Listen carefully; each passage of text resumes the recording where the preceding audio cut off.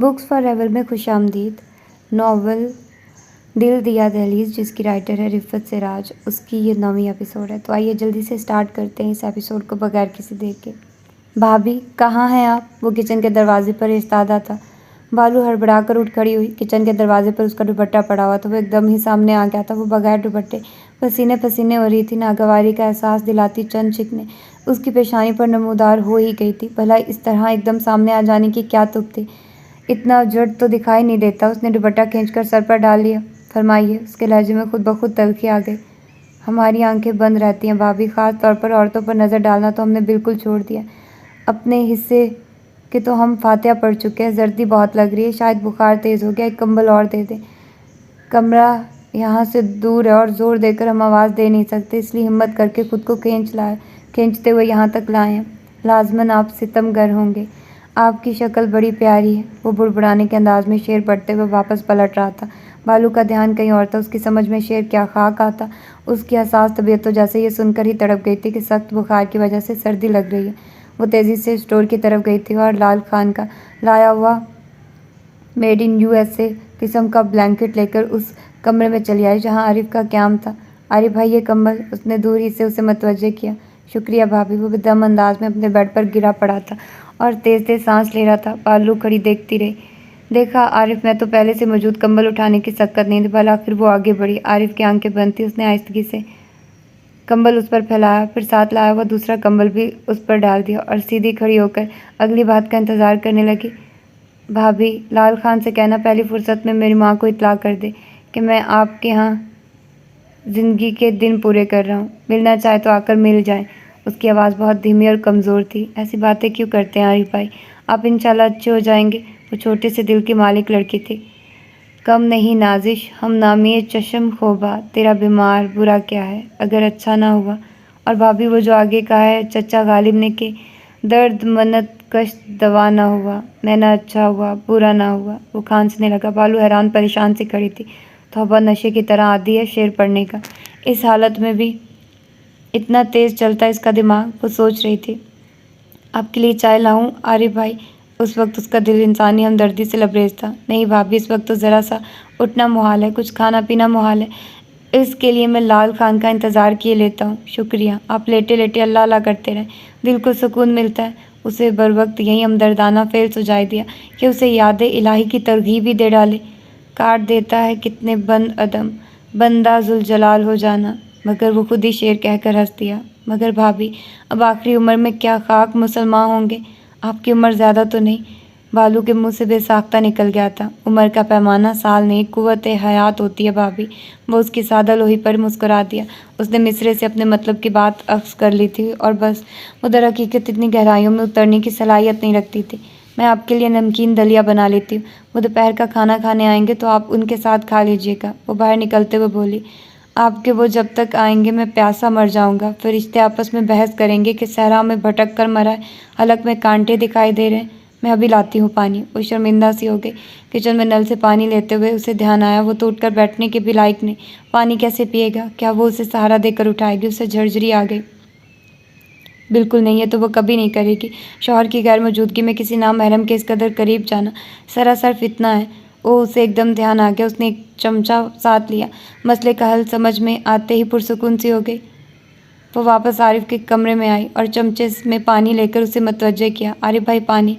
ہاں، خواب تو اچھا ہے، یوں بھی ساحلی شہر میں رہتا ہوں، پانی ادھر بہت ہے، مگر منہ میں تو اس وقت صحرا کروٹ لے رہا ہے۔ یا اللہ، اتنا کمزور ہونے پر اس قدر بولتا ہے، طاقت آ گئی تو کیا عالم ہوگا۔ چمچہ لائی ہوں، ساتھ آپ آنکھیں بھی کھولے اور منہ بھی۔ وہ زچ ہو گئی تھی۔ عارف نے تعمیل کی اور اسے پانی پلاتی رہی۔ وہ اس کی سمت دیکھنے کی بجائے چھت کی طرف دیکھتا رہا۔ ارے کیا بہت حالت خراب ہے۔ پیچھے سے لال خان کی گھبرائی ہوئی آواز آئی۔ بالو کے ہاتھ سے گلاس فرش پر جا پڑا، جہاں وہاں کرچیاں بکھر گئی۔ کیا میں دروازہ بند کرنا بھول گئی تھی؟ کھلا ہوا تھا۔ دل بری طرح دھک دھک کر رہا تھا۔ وہ لرزتی ہوئی نیچے اور شیشے کے ٹکڑے اٹھانے لگی، مگر نہ جانے کیوں نظریں اٹھا کر لال خان کی سمت نہ دیکھ سکی۔ کوئی بات نہیں، ایسا ہو جاتا ہے، انسان اپنے دھیان میں ہو تو اچانک آواز سے چونک پڑتا ہے۔ میں تو اسی لیے دبے پاؤں واپس آیا کہ کہیں میرا یار پیاسا نہ مر جائے۔ یہ تمہاری بھابھی سے تو بہت شرم آتی ہے، شکر ہے اس نے تمہیں پوچھ لیا۔ اب چلو اٹھو، ہسپتال میں داخلے کا بندوبست کر آیا ہوں۔ باہر گاڑی کھڑی ہے۔ لال خان نے عارف کو بازوؤں میں اٹھا لیا، کرچیاں چنتی۔ بالو نے نہ سر اٹھایا نہ لال خان سے کوئی بات کی۔ اس کے ہاتھ پیروں کی جان کیوں نکل رہی تھی، بالکل ٹھنڈے پڑ گئے تھے۔ دروازہ بند کر لو بالو، لال خان کمرے سے باہر نکلتے ہوئے بولا۔ مگر بالو تو جیسے کسی پتھر کی طرح اپنی جگہ اٹل تھی۔ حالانکہ اس نے کوئی چوری نہیں کی تھی، مگر حالتیں چوروں جیسی تھی۔ کیا سوچتے ہوں گے یہ، ویسے تو سامنے نہیں آتی، اور جب میں موجود نہیں ہوتا کہیں انہیں کوئی برا خیال نہ آ جائے۔ حالانکہ وہ بیچارہ 3 میں نہ 13 میں، آج مرا کل دوسرا دن۔ مگر لال خان کو اس طرح غیر مرد گھر میں اکیلا نہیں چھوڑنا چاہیے۔ وہ اب تک اپنے مرد سے کھل کر بات نہیں کر سکی، مگر اس کے دوست کو پانی پلا رہی تھی۔ وہ کم عمر تھی، بے بنیاد وسوسے اس کے کچے ذہن کو پریشان کر رہے تھے۔ وہ 7 والا آمنہ کا باپ اپنی عورت کو کوسنے تانوں سے کھاتا ہے۔ وہ اپنے آنگن میں کام کرتی سنا کرتی تھی، جب بھی غصے میں ہوتا ہے کھڑے کھڑے غریب کے 10-20 یار گنوا دیتا ہے۔ اسے اس طرح کی باتوں سے ہمیشہ گھن آتی تھی، اور ایک مرد عورت پر کیچڑ اچھالتا ہے بہت مکروہ لگتا ہے۔ وہ سوچتی تھی کہ جب اس کی شادی ہوگی تو وہ ایسی عورت بنے گی جس کی وفا پر اس کا شوہر حلف اٹھاتا ہو۔ کہیں یہی واقعہ کبھی کا تانا نہ بن جائے۔ بار بار ایک فلم ذہن کے پردے پر چل رہی تھی۔ وہ پانی پلا رہی تھی، پیچھے سے لال خان آ گیا تھا۔ یار باری، تم تو بالکل بیکار نکلے۔ فاران نے اسٹڈی میں باری کا پیچھا لیا۔ یعنی وہ کوئی کتاب ڈھونڈ رہا تھا۔ بھلا یہ بھی کوئی بات ہوئی؟ ایک شخص باہر سے آیا، ہمارے گھر کی ایک لڑکی پر ہاتھ صاف کیا اور چلتا بنا۔ یار گھر میں ہی اتنے تھے، سوئمبر ہو سکتا تھا۔ وہ بڑبڑاتے ہوئے کرسی پر بیٹھ گیا۔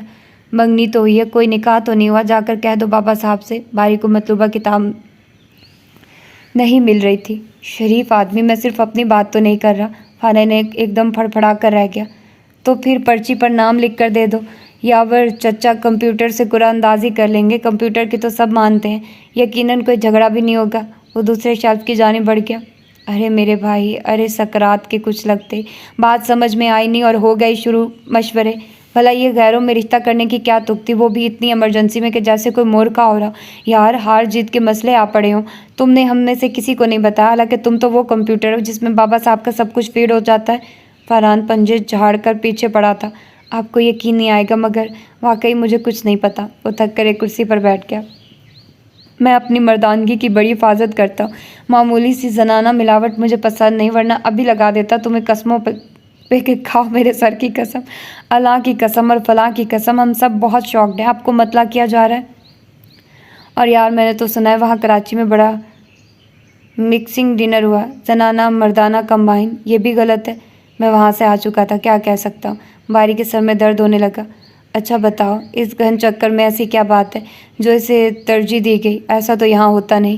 آپ انٹرسٹڈ تھے روشی بی بی میں؟ باری ضد چو کر سوالات پر اتر آیا۔ لا حول ولا قوت، دماغ خراب نہیں میرا جو سول انجینئر سے ایک دم شعبہ بدل کر میکینیکل انجینئر بن جاؤ۔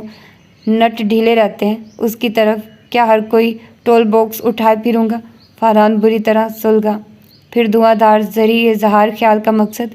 یار سبب بتاؤ، اس ایمرجنسی کا بتاؤ۔ ایک رنگ روڈ کو اٹھا کر چیف بنا دیا گیا، ہمیں ایسے دیکھ رہا تھا جیسے ہم سب گھاس کھور ہوں۔ اگر کوئی آپ میں انٹرسٹڈ ہے تو بتائیے، میں آگے نام پیش کر دوں گا۔ اس نے بات کاٹی۔ بابا صاحب کے فیصلوں کے بعد ہمارے ہاں لکیر پیٹی جاتی ہے میرے بارسوخ بھائی، فاران نے دانت پیستے ہوئے کہا۔ اب اگلا حکم سنائیے، وہ رسائنیت سے کہہ رہا تھا۔ ہم سب اس ناگہانی پر حیران پریشان ہیں، اصل بات کا کھوج لگاؤ یار، کہیں لڑکی ماری نہ جائے۔ جواد رات بھر پریشان تھا، کہہ رہا تھا اس نے تصویریں بھی نہیں بنوائی، کھانا بھی نہیں کھایا اور جلدی سونے چلی گئی تھی۔ وہ بہت خوش ہے، ڈونٹ وری۔ اس نے فاران کو بیچ میں ٹوک دیا تھا۔ میں ٹھیک کہہ رہا ہوں، اس نے فاران کو یقین دلایا۔ پتہ نہیں یار کیا ٹھیک ہے کیا غلط، مجھے تو لال بتی کی اسپارکنگ دکھائی دے رہی ہے۔ صحیح کہہ رہا ہوں میں، یقین کرو اگر تمہارے ساتھ بھی روشی، مجھے میری اوقات میں رہنے دے فاران۔ وہ شاید فاران سے پہلی بار تلخی سے مخاطب ہوا تھا، جب بھی فاران ٹھٹک کر رہ گیا تھا۔ کیوں، تمہاری اوقات کو کیا ہوا؟ ڈونٹ بی کمپلیکسڈ، فاران نے تعجب سے سوال کیا تھا اور نصیحت بھی کی تھی۔ باری سنی انسنی کر کے اٹھ کھڑا ہوا۔ انٹرنیشنل لاء کی بک نہیں مل رہی؟ پہلے ڈومیسٹک لاء پر غور عبور حاصل کرو۔ جھک نہیں مار رہا ہوں، فاران جھلایا، یہ میرا شعبہ نہیں، آپ سب مجھے بخش دیں۔ وہ اس بار بجائے چڑھنے کے مسکرا رہا تھا۔ مگر تمہارا اپروچ فل ہونا تو شک و شبے سے بالا تر ہے، فاران نے ترقی بترقی کہا۔ مگر میرے اپروچ فل ہونے کی وجہ بھی یہی ہے کہ میں کانفیڈینشیل ادھر سے ادھر نہیں کرتا۔ بالآخر اس نے سنجیدگی سے قطعی جواب نہیں دیا۔ اس کا مطلب ہے تمہیں حقیقت معلوم ہے؟ فرحان اپنی جیت پر مسکرایا۔ باری خاموش رہا۔ مجھے بتا دو، کسی سے نہیں کہوں گا۔ فرحان شاید سب کی نمائندگی کر رہا تھا۔ وہ راز ہی کیا جو دوسرے کو منتقل ہو جائے۔ وہ بدستور کتاب تلاش کرتا رہا۔ اہمیت جتا رہے ہو، فرحان قدرے خفگی سے گویا ہوا۔ آپ کسی کی زندگی یا کریئر کی قیمت پر بھی مجبور کریں گے؟ وہ فرحان کی طرف پلٹا اور اس کے چہرے پر نگاہیں جما دی۔ فرحان نظریں نہ اٹھا سکا۔ ہرگز نہیں، اب یوں بھی فائدہ نہیں ہے۔ وہ اسٹڈی سے باہر چلا گیا۔ باری نے سکون کا گہرا سانس لیا۔ سب اپنی اپنی پریشانیوں کا اظہار کسی نہ کسی سے کر دیتے ہیں۔ ہم اگر کسی سے کچھ کہہ سکتے ہیں تو یہ دیواریں ہیں۔ سر کی قیمت خواہ کتنی زیادہ کیوں نہ ہو، دل کی قیمت سے زیادہ نہیں ہو سکتی۔ ہم انشاءاللہ سودا مہنگا ہی کریں گے، بلکہ کر رہے ہیں۔ زندگی اور کریئر کا سن کر آپ خوف زدہ ہو گئے۔ فرحان صاحب، دل بھی کوئی منصب رکھتا ہے اس خاندان میں؟ کتنی بے توقیر شے ہے یہ، یہاں اس حویلی میں۔ وہ تلخی سے مسکرا رہا تھا۔ زندگی خطرے میں دیکھ کر آپ نے بحث ہی سمیٹ لی۔ کچھ زندگی سے بھی زیادہ ہوتا ہے جو اس حویلی کے مکینوں کے شعور سے ماورا ہے۔ پتھر کی حویلی سے پتھر کی قبر تک یہاں پتھروں ہی کی اہمیت ہے۔ اس نے کھولتے ذہن مگر کھوجتی نظروں سے بالآخر شیلف کے سب سے نچلے خانے سے مطلوبہ کتاب ڈھونڈ نکالی اور اپنے کمرے میں جانے کے خیال سے باہر نکلنے لگا۔ یار باری، جسٹ اے منٹ، ایک کانفیڈینشیل ہے۔ ندیم بڑا حواس باختہ سا اسٹڈی میں داخل ہوا تھا۔ یعنی اس جانے ناتواں پر ایک بوجھ مزید۔ وہ مسکرا دیا۔ یار غضب ہی ہو گیا ہے۔ اس نے اسٹڈی کی دروازہ بند کرتے ہوئے اگلا جملہ کہا۔ پہلے یہ بتاؤ، تم نے کبھی کسی سے عشق کیا؟ وہ آرام سے کرسی پر ڈھہ گیا۔ باری قدرے ٹھٹکا، پھر مسکرا دیا۔ عشق کرتے نہیں، عشق ہو جاتا ہے۔ کرنا کا لفظ اس صورت میں استعمال کرتے ہیں جب کوئی کام ارادے کے ساتھ کیا جاتا ہے۔ اس پوزیشن میں ارادہ بالکل کام نہیں آتا۔ وہ بھی بیٹھ گیا۔ واہ یار، میری سوچ کے مطابق تم تو واقعی تجربہ کار نکلے۔ ندیم کو جیسے اطمینان ہوا۔ کیا مطلب ہے؟ وہ قدرے الجھ گیا۔ بات یہ ہے یار، وہ بھٹی انکل ہے نا، ان کا نمبر 2 بیٹا میرا بیسٹ فرینڈ ہے۔ اس کی ایک بہن ہے جسے میں بالکل سگی بہن سمجھتا ہوں۔ یہاں تو کوئی گنجائش ہی نہیں نکل رہی۔ گھر کی اکلوتی دختر نیک اختر کو تو آپ نے اپنی بہن بنا لیا۔ اس نے بات کاٹ دی، حالانکہ دلچسپی پیدا ہو رہی تھی کہ آخر قصہ کیا ہے۔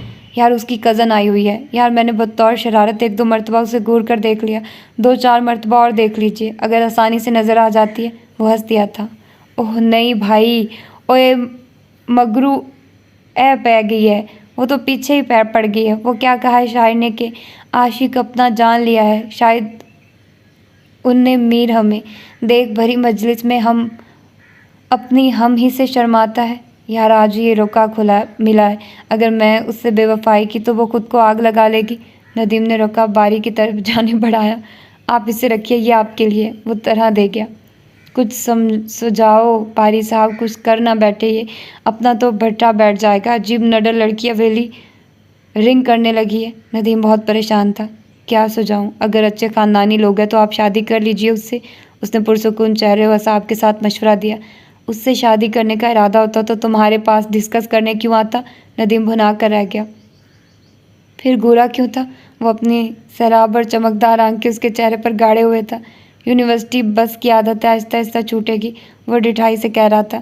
باریک کتاب ہاتھ میں تھام کر اٹھ کھڑا ہوا۔ اس کے چہرے پر بلا کی سنجیدگی تھی۔ ندیم خان، ہو سکتا ہے آپ کو برا لگے، مگر ہم آپس میں ایک دوسرے سے مخلص رہیں، یہ بھی یاد رکھیے گا۔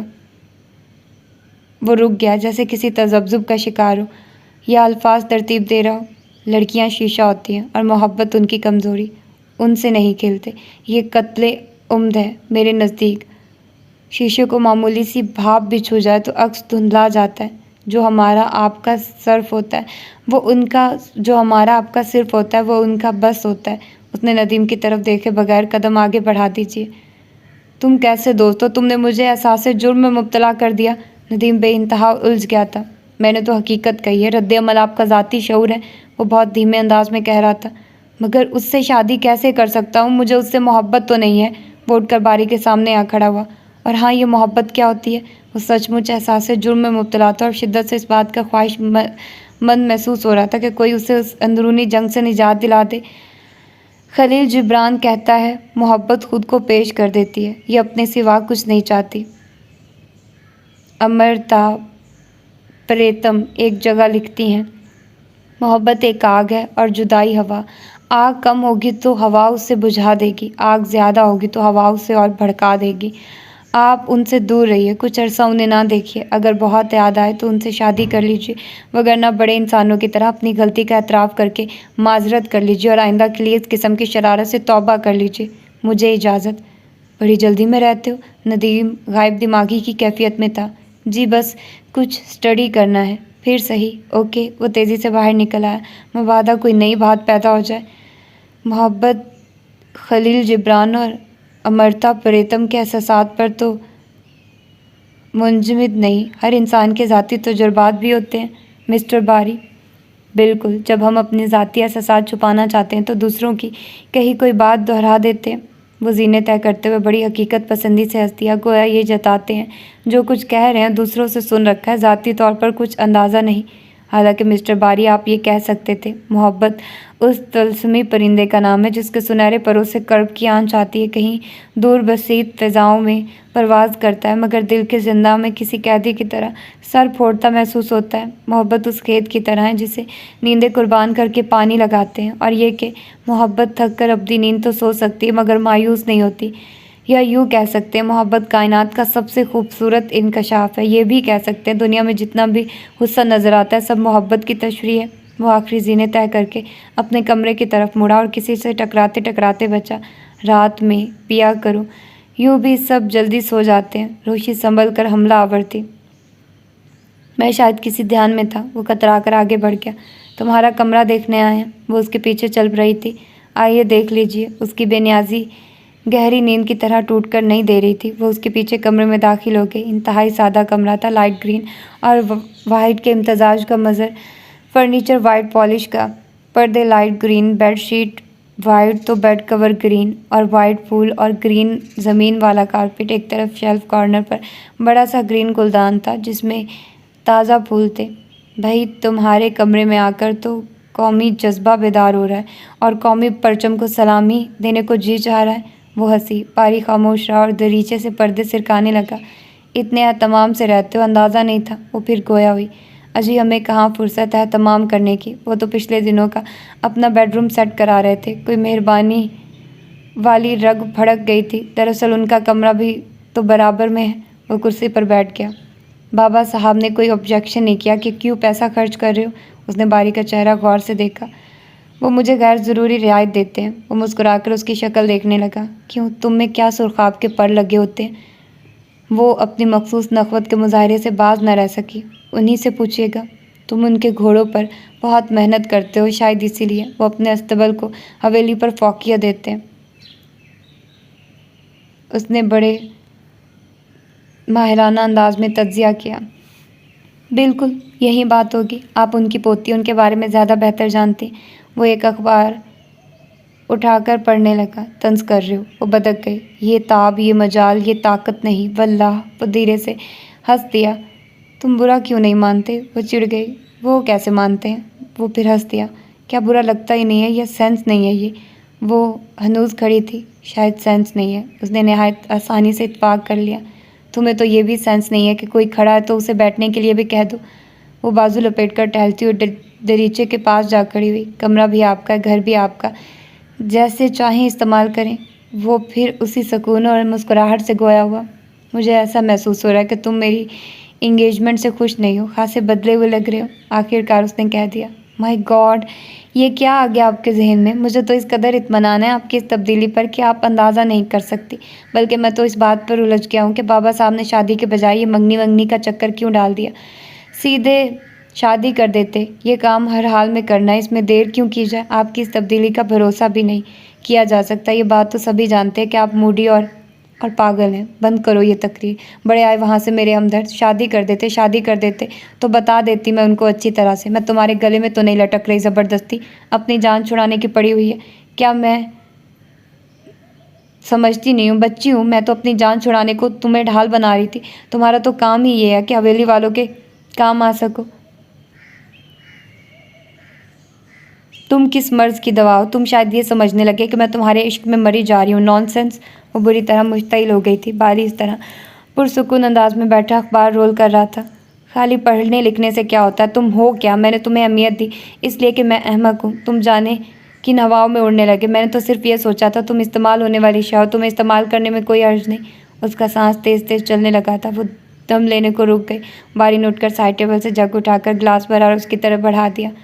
آپ سوچ رہی ہوں گی کہ جواباً میں بھی کچھ کہوں گا، اس لیے آپ کو بتا دوں کہ میرے پاس کہنے کو کچھ نہیں ہے۔ آپ کا قیمتی وقت ضائع نہ ہو اس لیے وضاحت کر دی۔ آپ البتہ اور کچھ کہنا چاہیں تو کہہ سکتی ہیں۔ اگر میں نے آپ کو ہرٹ کیا ہے تو میں آپ سے سوری کرنے میں کوئی قباحت محسوس نہیں کروں گا۔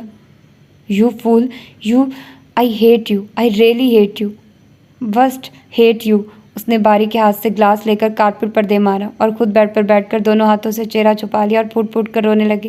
دروازہ تھوڑا سا کھلا ہوا تھا۔ باری نے آگے بڑھ کر دروازہ ٹھیک طرح سے بند کیا اور خاموشی سے کرسی پر بیٹھ کر دوبارہ اخبار کھول کر نظر ڈالنے لگا۔ ایک آدھ منٹ بعد ایک اچٹی سی نظر روتی ہوئی روشی پر بھی ڈال لیتا، پھر دوبارہ نظریں اخبار پر دوڑانے لگتا۔ آخر 5 منٹ بعد اس کی سسکیاں تھم گئی۔ اس نے دوپٹے سے آنکھیں رگڑی اور باری کی طرف دیکھا۔ عین اسی لمحے باری کی نگاہیں بھی اس کی طرف اٹھی تھیں۔ وہ بہت خونی انداز میں اس کی طرف دیکھ رہی تھی۔ باری نے بہت آہستگی سے اپنی نظروں کا رخ دوبارہ اخبار کی طرف موڑ لیا تھا۔ جی چاہ رہا ہے اخبار سمیت تمہیں آگ لگا دوں۔ وہ بیڈ سے اتر کر کھڑی ہو گئی۔ باری اخبار رول کر کے تھوڑی کے نیچے ٹکا کر مسکرا کر اسے دیکھنے لگا۔ میری طرف سے کوئی مزاحمت نہیں ہوگی، آپ شوق پورا کریں۔ وہ پاؤں پٹکتی آگے بڑھی اور جھٹکے سے دروازہ کھول کر باہر نکل گئی۔ باری اسی انداز میں بیٹھے جانے کی سوچ کے پاتال میں پٹکنے لگا تھا۔ یاور علی خان کو گئے ہوئے تیسرا دن تھا۔ اس نے تو ان کے جاتے ہی اپنا سوٹ کیس پیک کر لیا تھا۔ اس دن کے بعد سے اسے باری بھی نظر نہیں آیا تھا۔ ماما نے خود ہی بتا دیا تھا کہ سرائے گیا ہوا ہے۔ سرائے میں پتہ نہیں کون سے میلے لگتے ہیں آئے دن۔ اس نے سن کر سر جھٹک دیا تھا۔ ایک تو کراچی جانے کا سن کر جوش و خروش اس درجہ تھا کہ لگ نہیں رہا تھا۔ جی چاہتا تھا، کسی کام میں دل نہیں لگ رہا تھا۔ جی چاہ رہا تھا پر لگا کر کراچی پہنچ جائے۔ وہ بڑی بددلی سے باغ میں آئی تھی اور جھولا جھولنے لگی تھی۔ 3 روز سے طبیعت پر کچھ بوجھ بھی محسوس ہو رہا تھا۔ اندر سے جانے کتنی مرتبہ یہ آواز آئی تھی کہ اسے باتیں نہیں کرنی چاہیے تھی۔ کس طرح تاک تاک کر اس نے باری کی روح پر نشانے لگائے تھے اور وہ کتنی باتیں سنتا رہا۔ جواباً کچھ کہہ دیتا تو شاید احساسات اتنے شدید نہ ہوتے۔ وہ جھولا جھولتے ہوئے مسلسل سوچ رہی تھی۔ بی بی ہری پور سے خان کا فون آیا، وہ کہہ رہے ہیں آپ شام 6 بجے تک تیار رہیے گا، ان کا ڈرائیور آپ کو لے آئے گا۔ کلو اسے کڑی پیغام دے رہی تھی۔ وہ چونک کر کلو کو دیکھنے لگی، پھر ایک دم اچھل کر جھولے سے نیچے اتر آئی اور اندر دوڑ گئی۔ 5 تو بج ہی رہتے۔ اپنے کمرے میں آ کر دیگر ضروری چیزیں سمیٹنے لگی۔ وقت بہت کم تھا، ابھی اپنی تمام کزنز کے سامنے دھماکہ بھی کرنا۔ اس دن سے یہ انوکھی خبر دبائے دبائے اس کا پیٹ پھولنے لگا تھا۔ ظاہر ہے ان کے لیے یہ خبر انوکھی ہونا تھی کہ وہ پہلی بار بیٹی کو اپنے پاس بلایا تھا۔ وہ کپڑے اٹھا کر باتھ روم میں جا رہی تھی کہ بڑی امی آ گئی۔ کلو نے بتا دیا تھا تمہیں؟ وہ آتے مخاطب ہوئی۔ جی بڑی امی۔ اچھا تو تم تیاری کرو، ٹائم بہت تھوڑا رہ گیا، اندھیرا تو ویسے بھی ہو گیا، مگر اب کیا کریں؟ یاور کہہ رہے ہیں۔ حیرت ہے وہ تمہیں وہاں کیوں بلوا رہے ہیں؟ اور پھر وہاں تنہائی میں تمہارا دل کیسے لگے گا؟ خیر دل نہ لگے پر جانا تو ہے، کچھ کھانے پینے کی چیزیں بنوا دیتی ہوں، راستے میں کھا لینا۔ جی اچھا، وہ حجرت بھرے انداز میں بولی۔ اچھا چلو تم تیاری کرو۔ وہ بڑی گمسم سی نظر آ رہی تھی، آہستہ آہستہ چلتی ہوئی دروازے کی سمت بڑھ رہی تھی۔ روشی ان کی پیٹھ ہوتے ہی چپاک سے باتھ روم میں گھس گئی۔ 2 منٹ میں کپڑے تبدیل کر برش کرتی ہوئی دوڑتی ہوئی ہال کمرے میں آ گئی، وہاں جو سب حسب توفیق ہاتھ پیر پھیلائے بچوں کا کوئی پروگرام دیکھ رہی تھی۔ ہیلو کزنز، اس نے دروازے میں کھڑے ہو کر چیخ ماری۔ وہ سب چونک پڑی۔ ارے آؤ بھائی، کہاں غائب ہو؟ کمروں سے نکل آنے کا ٹائم تو کب کا ہو چکا۔ مونا نے پاؤں سمیٹے۔ ہم اس لیے آئے ہیں کہ ہم جا رہے ہیں۔ اس نے پھول جھڑی چھوڑی۔ خیر ہو کتنے چلیے؟ روبی کو بھی اسکرین سے نظر ہٹانا پڑی۔ ہری پور، اس نے خاصے استغنا کا مظاہرہ کیا۔ اکیلی؟ وہ سب اپنے زاویے بدل کر متوجہ ہو گئے۔ پپا کے ڈرائیور کے ساتھ، اس نے وضاحت کی۔ بھائی کیا ہو رہا ہے یہ؟ زری کو یقین نہ آیا۔ بڑا اچھا ہو رہا ہے، وہ کھلکھلائی۔ یاور چچا نے بلوایا ہے؟ سیر کی شوقین تانیہ پھڑ پھڑائی۔ ظاہر ہے بن بلائے تو ہم خدا کے ہاں بھی نہ جائیں۔ اس کے انگ انگ میں ترنگ تھی۔ جانے کی کوشش تو کی تھی۔ شینو نے مقابل کے دروازے سے داخل ہو کر ٹکڑا لگایا۔ روشی نے آج اپنا اچھا موڈ ان کی خاطر خراب نہیں کیا اور اندر آ کر ایک موڑے پر بیٹھ گئی۔ وہ سب اسے گھیر کر بیٹھ گئی۔ پریس کانفرنس کا سماں بن گیا تھا۔ سفر تو جیسے تیسے کٹ ہی گیا تھا۔ آنے کی خوشی میں کسی قسم کی ناگواری میں وزن نہیں تھا، مگر گھر میں داخل ہوتے ہی اسے کوفت کا سامنا کرنا پڑا۔ یاور علی خان کسی ڈنر میں گئے ہوئے تھے، حالانکہ ملازمین نے بہت اچھے انداز میں گرم جوشی سے استقبال کیا تھا، مگر اس پر جیسے اوس سی پڑ گئی۔ وقت گزارنا بہت مشکل ہو رہا تھا۔ پہلے کچن میں آئی، وہاں موجود ایک ایک چیز کا جائزہ لیا۔ کیا پپا کچن چیک کرتے ہیں؟ وہ خانسما سے مخاطب ہوئی۔ جی نہیں۔ وہ بیچارہ حیران سا نظر آیا۔ اچھا پھر تو تم بڑے ایماندار قسم کے سرونٹ ہو۔ بڑا صاف ستھرا کچن ہے، برتن تو بہت خوبصورت ہے۔ کیا پپا لائے ہیں؟ اس نے دیوار گیر شیشے کی الماری میں رکھے برتنوں کا جائزہ لیا۔ جی مجھے علم نہیں، جب میں یہاں آیا تو یہ برتن پہلے سے موجود تھے۔ بہت نائس، بہت شاندار ہے میرے پاپا، ان سے تعلق رکھنے والی ہر چیز ہی بہت اچھی ہوتی ہے۔ میں تو خیر ٹھیک ٹھاک ہوں، مگر میری امی بہت حسین تھی، سب سے اچھی بیوی بھی گھر بھر میں میرے پاپا کو ملی تھی۔ وہ ہنسی۔ لکی ہیں ہونا بیچارہ خانسمہ مؤدبانہ ہاتھ باندھے اس کے ارشادات سن رہا تھا۔ اسی دم فون کی گھنٹی بجی، وہ چپ ہو گئی۔ فون کہاں ہے؟ آپ فکر نہ کریں، اٹینڈنٹ سن لے گا۔ خانسمہ کو اس کی باتیں بہت اچھی لگ رہی تھی۔ ارے نہیں بھائی، میں سنوں گی، ہو سکتا ہے پپا کا ہی ہو یا شاید حویلی سے آیا ہو، وہ کہتی ہوئی یاور علی خان کے روم میں آ گئی۔ اس کے آنے تک فون خاموش ہو چکا تھا۔ فون کی بیل دوبارہ سے شروع ہوئی۔ اس نے ریسیور اٹھا لیا۔ ہیلو، آپ کون ہیں؟ سر کو فون دیجیے، کراچی سے مس مہین کی کال ہے، اٹینڈنٹ کہہ رہا تھا۔ سر گئے ہوئے ہیں، میں ان کی بیٹی ہوں، مجھ سے بات کرائیے۔ ہیلو، ایئر پیس میں مہین کی آواز ابھری۔ حویلی فون نہیں کر سکتی، پپا کو بڑے فون ہوتے ہیں۔ اس کی شوخی عروج پر تھی۔ دوسری طرف مہین حیرت و خوشی سے ایک لمحے کو گنگ سی ہو گئی۔ وہاں کیوں کر پہنچ گئی جاگیردارنی؟ وہ سنبھل کر جوابی کارروائی کرنے لگی۔ جاگیردار صاحب کو شاید ہماری ضرورت پڑ گئی ہے، وہ کھلکھلائی۔ بڑے مطلبی ہیں جاگیردار صاحب، مہین شرارت سے کہہ رہی تھی۔ ارے میرے پپا کو مطلبی کہہ رہی ہیں؟ وہ مصنوعی خفگی سے گویا ہوئی۔ پہلے تو تم نے انہیں ضرورت مند کہا ہے۔ مہین نے کمال برجستگی کا مظاہرہ کیا۔ آپ ہیں نا آخر میری امی کی سگی بہن، ہلا کر رکھ دیا اپنی جگہ سے۔ ہم کراچی آ رہے ہیں، سب سمجھ میں آ گیا۔ وہ بڑے تجربہ کار آزمودہ انسان کی طرح تجزیہ کر رہی تھی۔ تم کراچی آ رہی ہو؟ اوہ نو، دیکھو میرے ساتھ مذاق مت کرو۔ مہین بے ربط سی ہونے لگی۔ اب کیا؟ ہاں نہ کریں۔ آفتاب آمد بر دلیل آفتاب، وہ ہنسی۔ تم ایک دم سے بڑی سی محسوس ہونے لگی ہو۔ یہ انقلاب کیسا؟ کیا باری باقاعدگی سے ٹیوشن پڑھانے لگا ہے؟ مہین ہنسی۔ یہ اچھی بھلی باتیں کرتے کرتے آپ کیا کدالیں پھاوڑے چلانے لگی؟ اس نے منہ بنایا۔ اچھا یہ بتاؤ، ٹوٹو اچانک رابطہ منقطع ہو گیا۔ اس نے ریسیور کو دیکھا، پھر آہستگی سے رکھ دیا اور گھوم کر دروازے کی طرف پلٹی۔ یاور علی خان بیڈ کے ساتھ کھڑے کوٹ اتار رہے تھے۔ السلام علیکم پپا۔ وہ انہیں یوں اچانک سامنے پا کر بہت خوش ہوئی تھی۔ وعلیکم السلام بیٹے، ٹھیک ٹھاک ہو؟ کوئی پریشانی تو نہیں ہوئی راستے میں؟ انہوں نے کوٹ روشی کی سمت بڑھایا اور روب کی سمت اشارہ کیا۔ روشی نے سرخوشی بارش کی طرح اپنے وجود پر محسوس کی۔ روح کی ساری کثافت آنند پانند دھلنے لگی۔ جن سے محبت ہوتی ہے ان کی طرف سے محبت و اپنائیت کے ذرا سے مظاہرے بھی زندہ رہنے کی دلیل دے جاتے ہیں، مقبول دعاؤں کا سا اثر رکھتے ہیں۔ اس نے باپ کے ہاتھ سے کوٹ اس طرح لیا جیسے کوئی سوغات لے رہی ہو۔ اتنی پیاری مہک اس نے دل سے لگا لیا تھا۔ موتی اس کے رخساروں پر پھسل پڑے۔ اس نے وارڈروب کا ہینگر نکالا اور نہایت پیار سے کوٹ ہینگر کیا۔ اپنی انگلیوں سے جھاڑا جیسے وہ کوئی بے جان کوٹ نہ ہو، زندہ وجود ہو، اور یہ اس کا محبت کا برتاؤ تھا۔ کون سا پرفیوم لگاتے ہیں آپ پپا؟ وہ ان کی طرف مڑی۔ بہت ہی باقاعدہ قسم کی عادتیں ہیں میری، 20 سال سے زائد عرصے سے یہ پرفیوم استعمال کر رہا ہوں۔ پہلے صرف انگلینڈ اور یورپ ہی میں ملتا تھا، اب تو یہاں بھی مل جاتا ہے، بلکہ اب تو کمپنی پوری کٹ بناتی ہے۔ باتھ سوپ، شیمپو،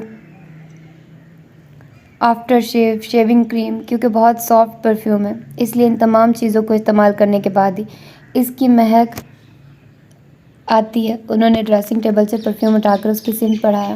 وہ انہی کی طرف دیکھ رہے تھے۔ وہ کتنی تفصیل سے جواب دے رہے تھے، جیسے اس نے کوئی بہت اہم اور ضروری سوال کیا ہو۔ خالہ کا فون آیا تھا پپا۔ اچانک اسے دھیان آیا کہ نہایت ضروری بات تو بھول ہی گئی، اور تم نے پہلی فرصت میں انہیں بتا دیا ہوگا کہ ہم کراچی آ رہے ہیں۔ یاور علی خان ڈریسنگ روم کی طرف بڑھتے رک گئے۔ اس نے ذرا ڈر کر ان کا چہرہ دیکھا۔ تو مجھے نہیں بتانا چاہیے تھا۔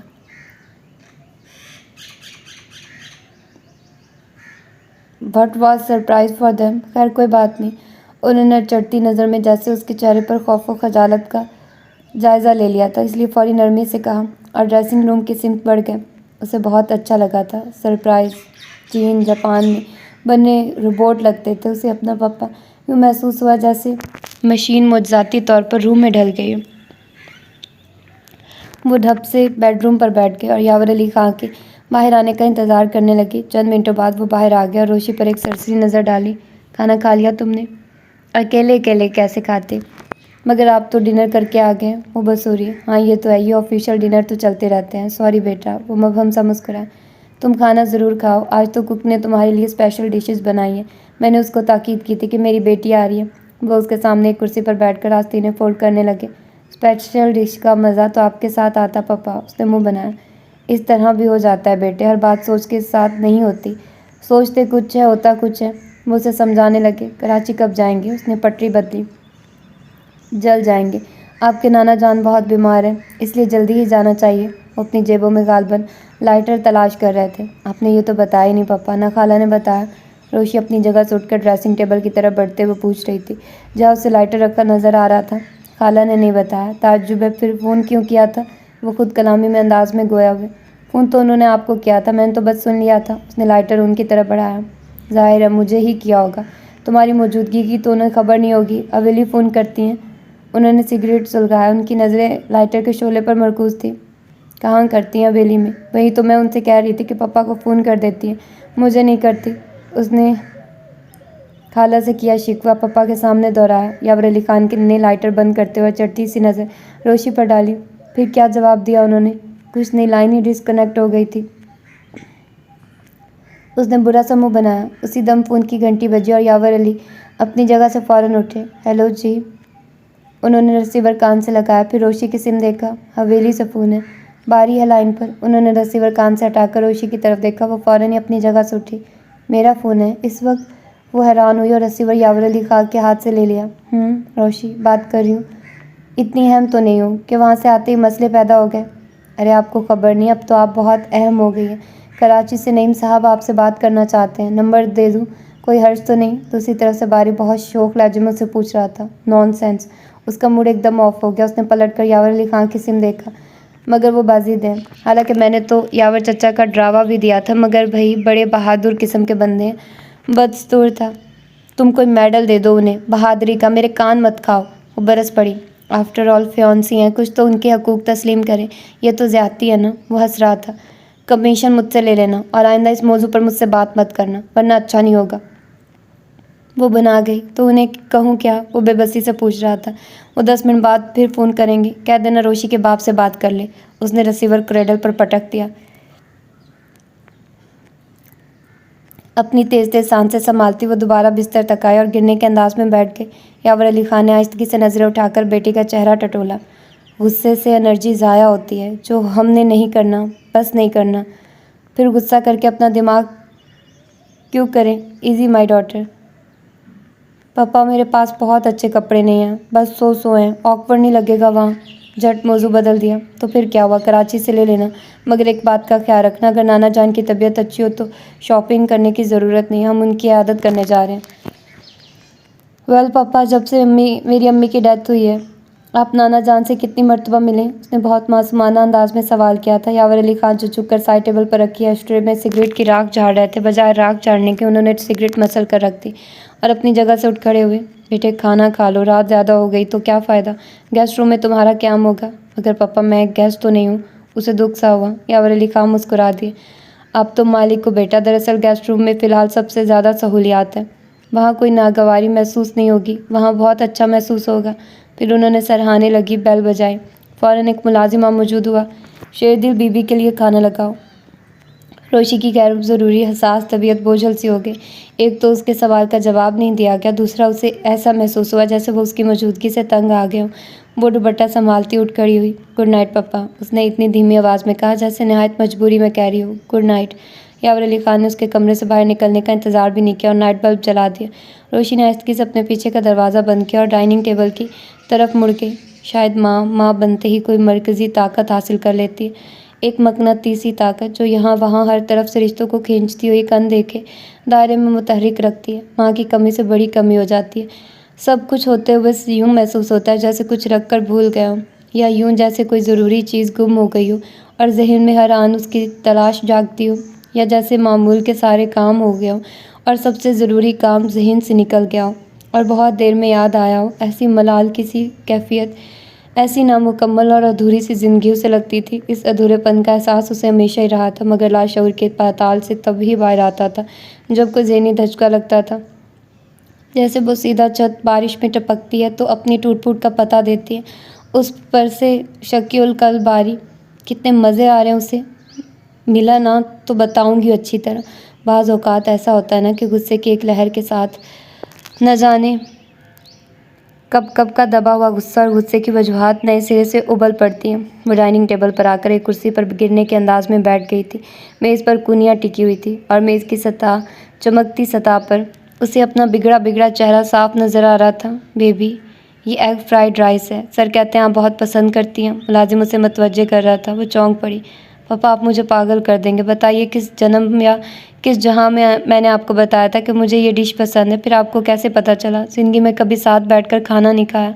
कोई जिन है आपके काबू में? वो हैरत ज़दा सी कदरें झलाई हुई खाना खाने में दर हकीकत मगन हो चुकी थी। और ये थी इसकी आज की एपिसोड। मिलते हैं इसकी अगली एपिसोड में। अपना ढेर सारा ख्याल रखिएगा। अल्लाह हाफिज़।